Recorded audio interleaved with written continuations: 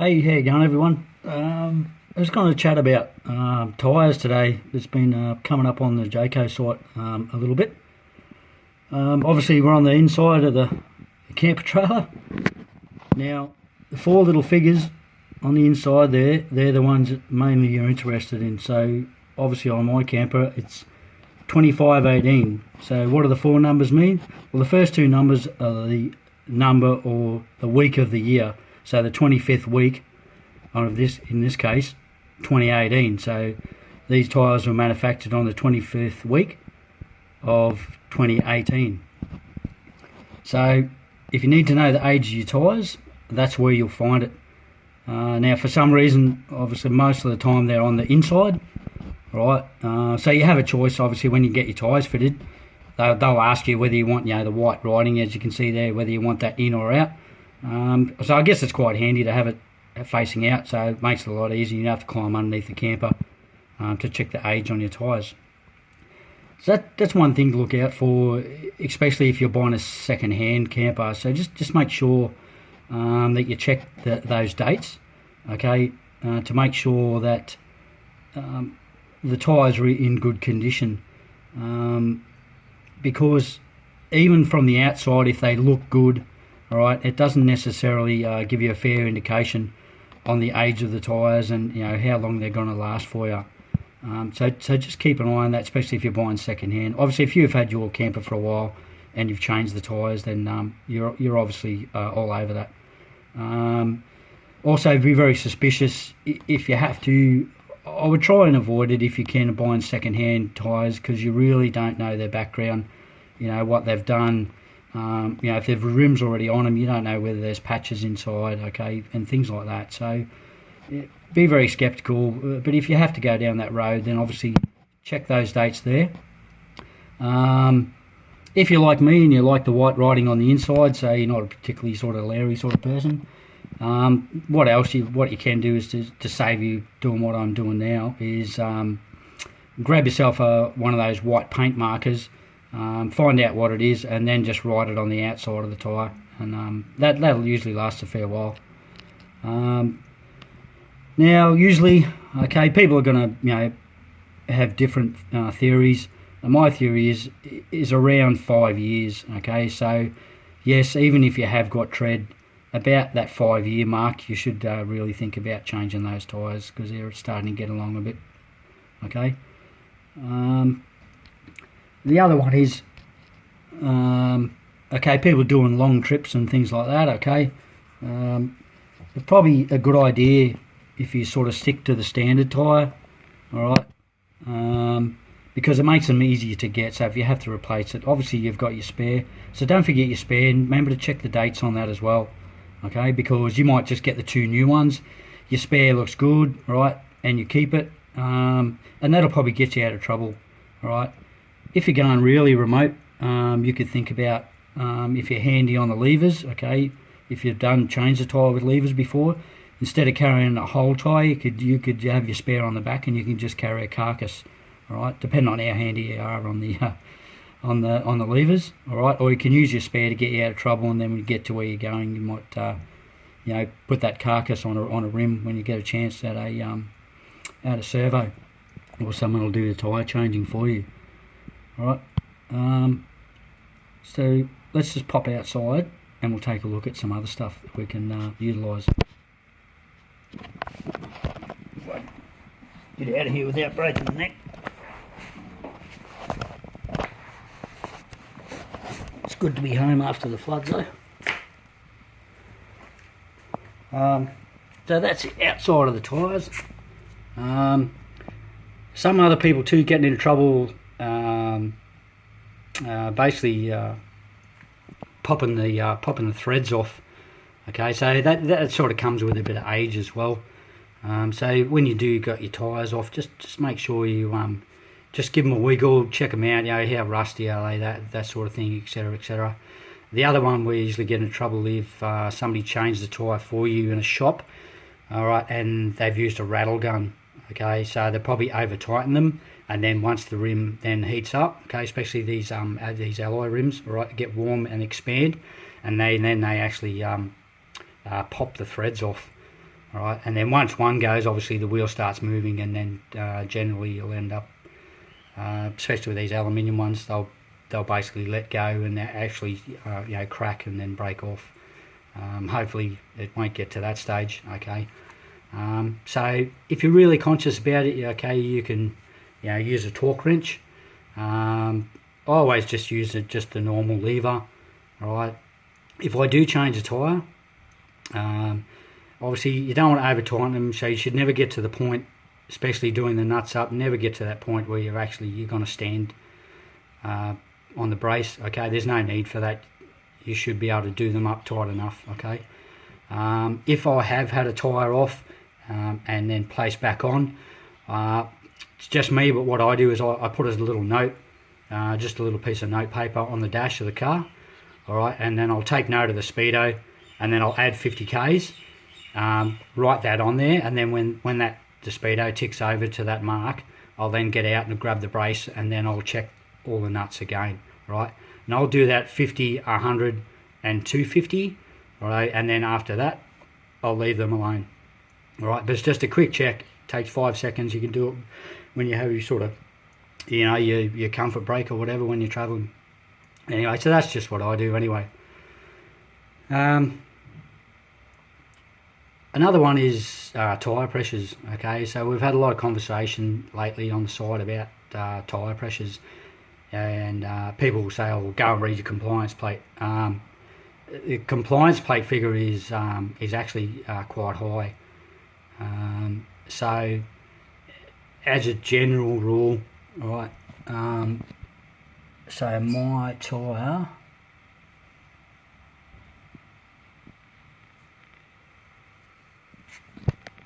it's probably on the inside now.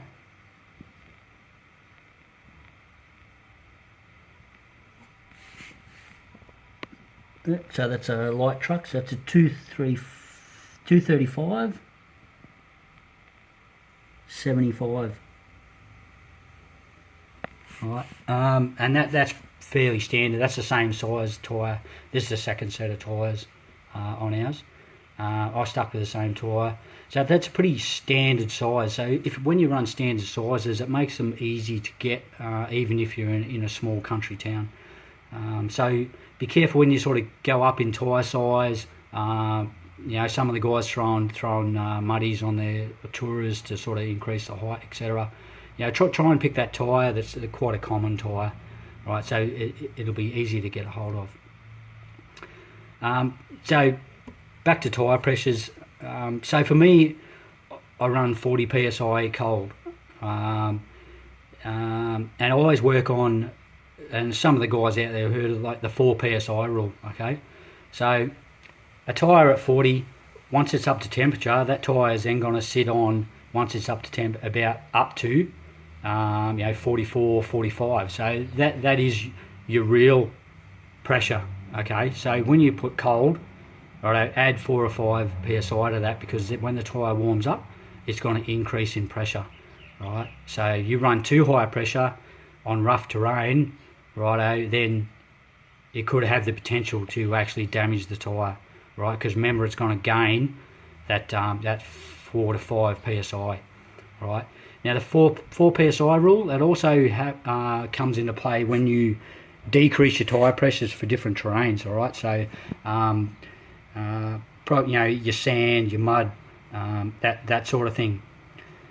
Now, as you lower the tyre pressures, okay, you need to lower your speed as well, because if you go, say, down to, say, 25, and you're on a dry sort of gravel road, right, but you're still doing 100 k's an hour, the tyre is now, because you've decreased the pressure, the tyre will have more flex, all right, and it'll gain more heat, okay, that in turn will create more heat. Now, if you continue, at that lower tyre pressure and with high speeds, you do have the potential of delaminating the tyre, right, and the tyre will actually basically let go or explode. Okay, so remember that lower the tyre pressures, right. You also need to lower your speed, right. Say you're only gaining that 4 psi, all right, because you don't really want to get more than that, because again that creates heat and then causes drama. And same, yeah, if you've done a fair bit of sand driving, you get down like really, you get down to say 10 psi, etc. That you also got to watch your turning circle as well. Not so critical on the camper, but it could happen, right? And you'll actually roll the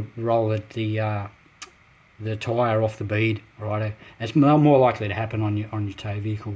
Okay, so again, lower tyre pressures means lower speed. Okay. Other things that can get you out of trouble. You're a little bit remote. Okay, you're not carrying the 2 spares or whatever. Is a tyre repair kit. All right.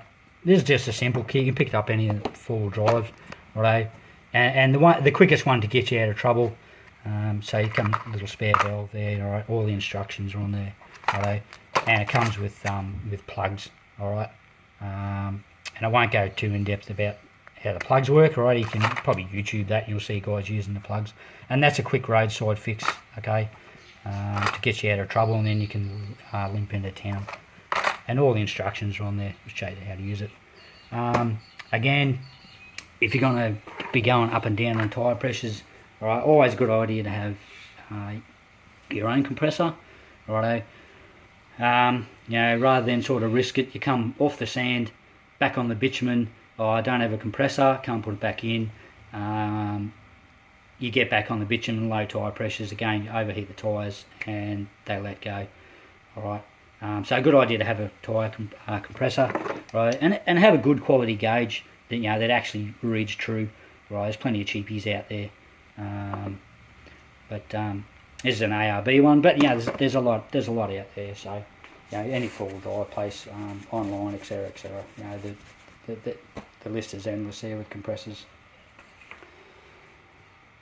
So that's about it on that.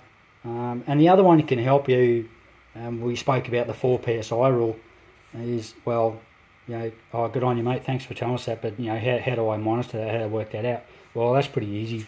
If you got yourself a spare $100 or even less, you can get yourself a small battery monitor.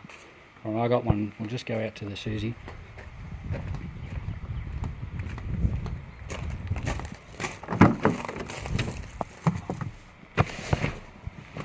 Okay, and that's it there.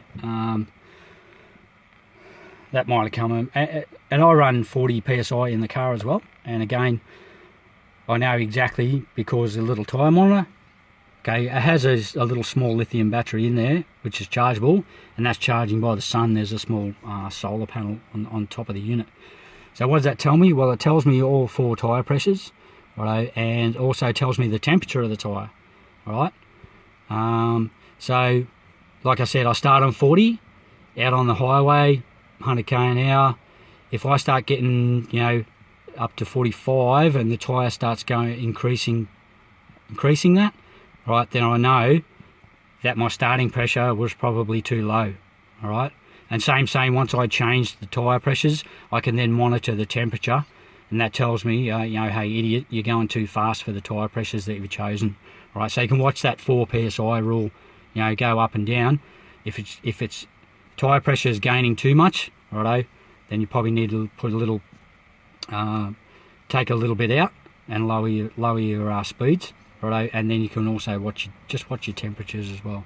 But that's really, really cheap insurance. I say, well, that's only monitoring 4 tyres, you idiot. Well, you can simply, for that sort of amount of money, you can actually buy another unit exactly the same. You can set them side by side, and you can monitor then up to 8 tyres. All right. So they're all coded to their own sensor on the tyre. There's nothing flash, easy to install because they're external. Some tyre pressure monitors are internal in the tyre. I don't find it too bad. If someone really wants to pinch them, then good luck to them. They do have an anti-tamper on there. They've got a lock nut, so they can't be just wound off easily. And so basically that's how I monitor the tyres. When I'm playing with tyre pressures, on the sand. You might going out to Fraser, or people going out to Birdsville, on that sort of rocky country. And I just find 40 psi on the car, and especially the trailer.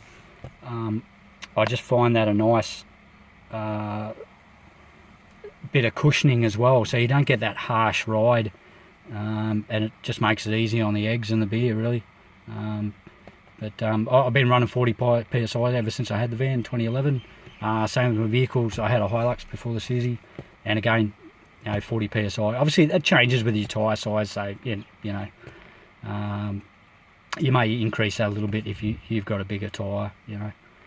Anyway, I hope that helps, guys, because there have been a bit of conversation and a couple of blown tyres lately, actually. So good luck with that. Look after your tyres. Make sure you keep an eye on your dates, right? Especially you people out there buying second hand. Okay, make sure you check them tyres, because you don't want to get down the road and blow a tyre. It's because it's it's very scary, right? And can create a lot of damage, right? And if not even, God forsake, end up with a fatality. All right, so only your tyres touching the road, so make sure you look after them, guys. Right, thanks very much. Bye.